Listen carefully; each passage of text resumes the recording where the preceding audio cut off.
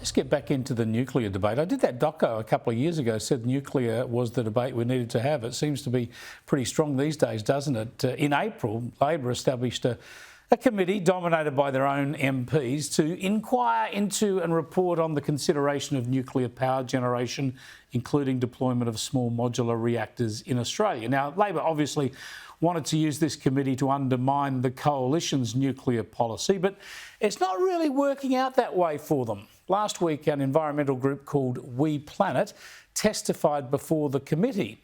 Now, they describe themselves as a network of grassroots citizens' organisations united by a belief in science-based solutions to the climate crisis. And if Labor was expecting more condemnation of nuclear, they were left disappointed. Nuclear can keep communities powered without air pollution or carbon emissions. Australia's nuclear ban, introduced in 1998, is outdated. Yeah, increasingly, environmental groups are the ones who see the benefits of nuclear. Tyrone D'Lisle is from WePlanet and he joins me live from Brisbane. Good to speak to you, Tyrone. Tell us, let's start off with the big picture up front. You're concerned about climate change and global warming. You drastically want to reduce emissions across the globe, right? Yeah, that's correct, Chris. We have to dramatically reduce our emissions. The science is very clear that we are heading towards 2 degrees of warming, and how far we go beyond that and how resilient we are to that future really depends on decisions that we make now. And we're not just talking about decarbonising the existing electricity demand. We're talking about decarbonising our entire economy, and that's challenging, and we believe that it's going to be very tricky to do that when we don't have certain options on the table, such as nuclear energy. And in effect, that's where the whole world is at, right? The argument about whether or not to get to net zero is finished. The whole world's trying to get to net zero. It's a matter of how you can do that. And the argument in Australia is whether you can do it through a renewables plus storage model. Do you think that's possible? And how does the prospect of nuclear power in Australia compare? Look, I think the path to net zero is going to be difficult, and we need governments of all persuasions to be honest with the Australian public that this is going to be a period of difficult change, and that we need to have all options on the table. So we're not necessarily saying that we should lift the ban and start building nuclear tomorrow. What we're saying is we need to get over this political hurdle and depoliticise the energy discussion, because it needs to be about evidence and about good governance, and we need to look at individual projects as they come up.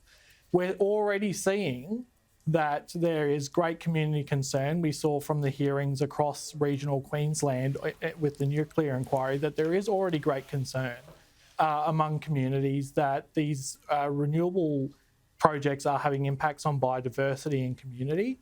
And look, there are going to be concerns about nuclear as well. But as I say, our position at WePlanet is that we really need to depoliticise this. We need both sides of politics to come together and be honest with the public that this is going to be a bumpy ride, and that we need to have all options on the table. Yeah, so the sensible first step would be to adopt the Will Shackle approach, and others advocating it. That is, get rid of all the bans against domestic nuclear energy. Labor says they've got no set against nuclear because of waste, because of safety and the like. They're only against it on economic grounds. So let's get rid of the ban and see what proposals come forward. Yeah, that's right, Chris. We believe that the ban is an impediment to the discussion around what is the best pathway forward. We know through the AEMO ISP that is touted by Labor as their policy plan that there is no role for nuclear, but AEMO are very clear that they don't model nuclear energy because it is currently prohibited under government policy.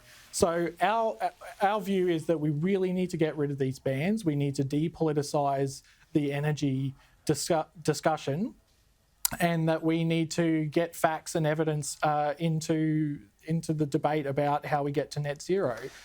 Because as I said before, it is going to be a bumpy road.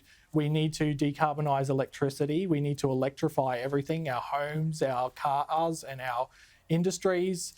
We also need to address livestock and other sectors as well. So we definitely need to be moving forward, and we need bipartisanship on how to get there. Tyrone, you make a lot of sense, but bipartisanship seems to be a long way off. I appreciate you joining us. That's Tyrone D'Lisle with WePlanet Australia. It's pretty logical, isn't it? Have all options on the table and let the facts speak. Let's see what's best for the country rather than have partisan games played over this issue.